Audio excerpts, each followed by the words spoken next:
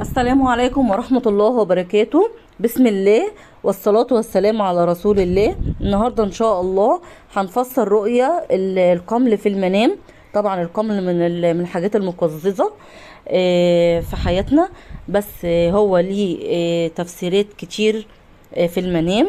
ليه تفسيرات محمودة وليه تفسيرات مش محمودة، فده بيتوقف على الرؤية اللي انت بتشوفها. الأمل في المنام بيعني لينا 4 حاجات. لا إما يكون رزق، ده لما بتشوفه بينزل من شعرك أو بيخرج من جسمك أو بيخرج من بيتك. بيعني عذاب لو شفته بحجم كبير. بيعني دين لو شفته خارج من هدومك. بيعني هم وغم لو شفته بكثرة كتير جدا. طب يلا بينا كده نشوف مع بعض تفسيرات كده مختلفة لرؤية القمل في المنام. لو شفت الأمل في المنام عليك أمل كتير وانت بتنتشله كده وبترميها على الأرض، ده بيعني ان انت انسان بتخالف دينك، انت بترميه وهو حي مش بتموته. بيعني ليك ان انت في مخالفة لدينك او مخالفة لسنة رسول الله، او ان انت بتعمل معصية. فدي رؤية تحذيرية ليك ان انت تبتعد عن اي معصية او اي حاجة بتخالف الدين والسنة.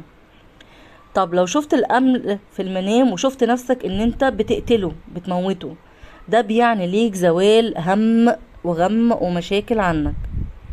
رؤية الأمل على الملابس اللي انت بتشوفه على هدومك، ده بيعني ليك أشخاص مخادعة قريبة منك، فدي رؤية تحذيرية ليك. طب لو شفت الأمل بياكل في جسمك، ده بيعني ليك ان في حد قريب ليك، حد من أولادك هيسرقك، وكمان بيعني مرض. طب لو شفت الأمل بيطير من جسمك أو بيطير من شعرك، ده بيعني هروب حد من أولادك، أو هيحصل معاه خلاف وهيسيب البيت ويمشي، سواء ولد أو بنت من أولادك، أو بيعني إن أنت هتفتقد عزيز.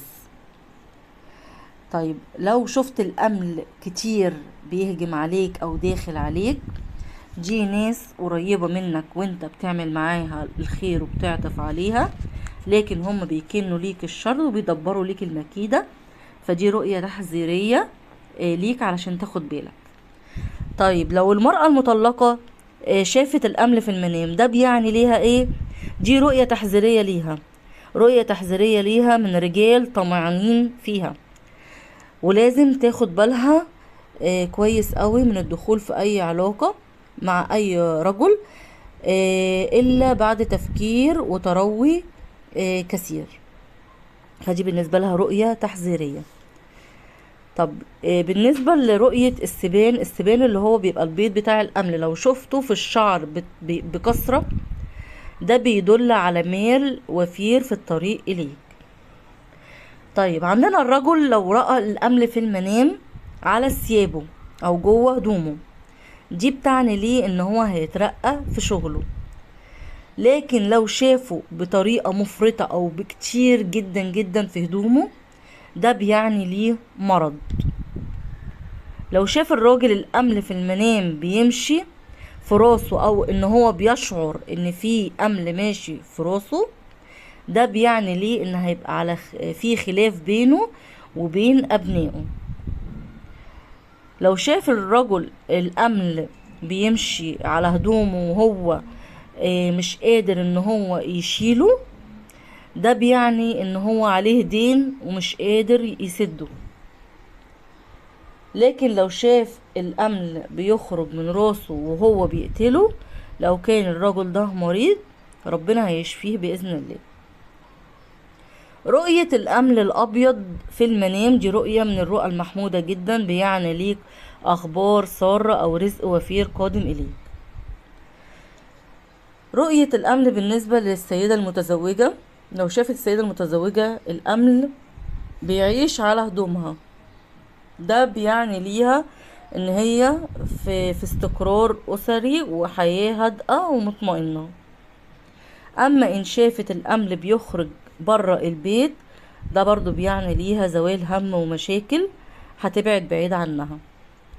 ورؤية الأمل في البيت، لو شفتش الأمل في البيت كده، مش على الهدوم ولا على الملابس ولا في جسمك ولا أي حاجة، مجرد بس انت هتلاقيه كده في البيت بس بكميات قليلة، ده بيعني ليكي رزق قادم ليكي.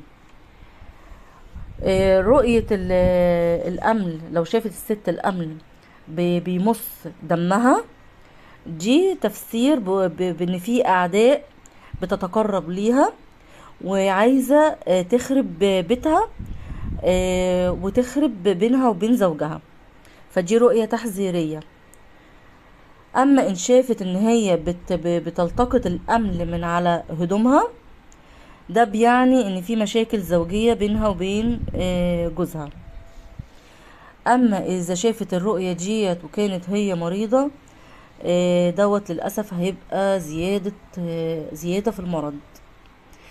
احنا النهاردة كده يعني جبنا مقتطفات كده من تفسير رؤية الأمل، وشوفنا طبعا ان في تفسيرات للأمل كويسة، وفي تفسيرات طبعا تحذيرية وتفسيرات مش كويسة. فربنا يا رب يكتب لكم الخير ويبعد عنكم كل شر. يا رب يكون التفسير كده عجبكم، وتدعمونا ان شاء الله بالاشتراك في القناة، تفعيل زر الجرس على الكل عشان يوصلكم كل تفسير جديد بإذن الله. وما تنسوناش بقى باللايك للفيديو علشان مشاهدة الفيديو تعلى ويوصل الفيديو لأكبر عدد من الناس. والسلام عليكم.